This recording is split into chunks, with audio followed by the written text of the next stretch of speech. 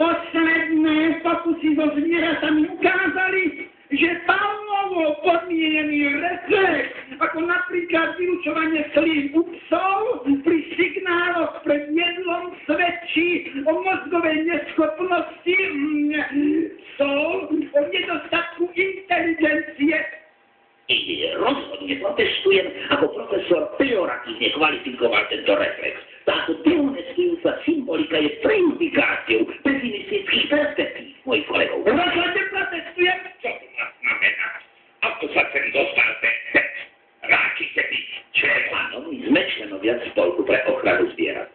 Neslyšate, odpravte do oka!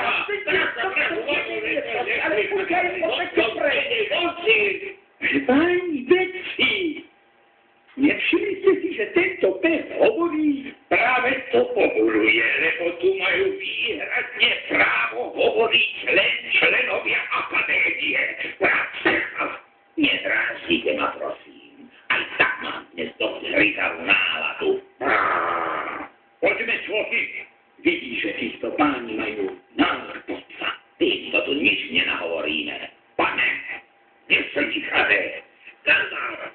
Pokračujte, pán profesor. Ako som povedal, posledné pokusy s ľuďmi, ktoré sme urobili na zvieratách, ukazujú... Mám výborný nápad. Obráťme sa na cirkusantov. Dajú ti obrovský honorár, keď vstúpiš svojím do arény, no? Ten, ktorý debatuje, veľká senzácia. Chceš, aby som vyzerala po všetko? Čo sa čuduješ? Odjak živa to chce. To veselé číslo. Peniaze sa Myslíš? Vieslo. Každý z nich má mravorovú vinu. Tak možno aj ja prídem na zemu k parádnej sej búde. Poďme, lebo začínam byť veľmi nervózny. Niečo mi je. Bolí ma hlava. Pozrite sa, pane, bruchomúvectvo už nie je v móde. Divákov to nudí. Ale pochopte, pána, nejde o bruchomúvectvo. To skutočne príde konverzuje. Sice pravda, že má trochu zvláštny východniarsky prízvuk, ale pochádza z Geraltovie. Náš cirkus ide teraz na zájazd do Paríža. Uznajte, že tam pes, ktorý hovorí z východniarsky nárečení, nevyjavne. Zvieratá sú veľmi nervózne. Bojím sa, že niečo vyparastia. Áno, už končíme, milá pani, áno. Zožete tlmočníka, ktorý bude rozprávaný môjho prekladať to francúzštiny. Počujte, pane, predpokladám, že ste normálni. Poviem vám úprimne, sem chodí toľko popolníkov a šťalentov s podobnými senzáciami, že človek musí byť opatrný.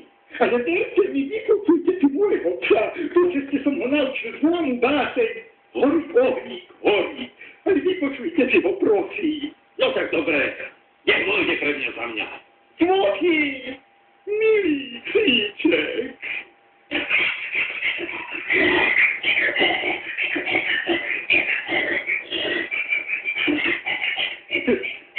Ukáž, že ty nič píske nečuduje. Pán riaditeľ nám nechce uveriť. Skoro nás vyhodil. No. Ukáž, čo vieš.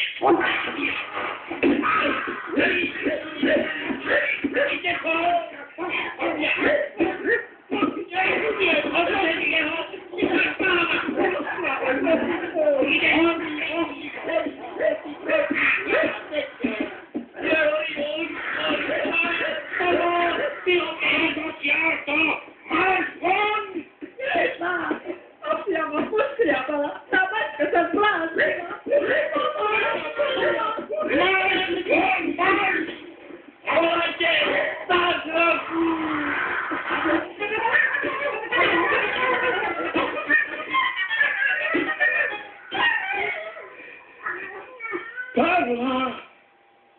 Si pomyslím, že ma svojho času popýtal o ruku aj Pišta. Hlupná jela a ja som si dobrala tohto nadšeného protiteľa zviera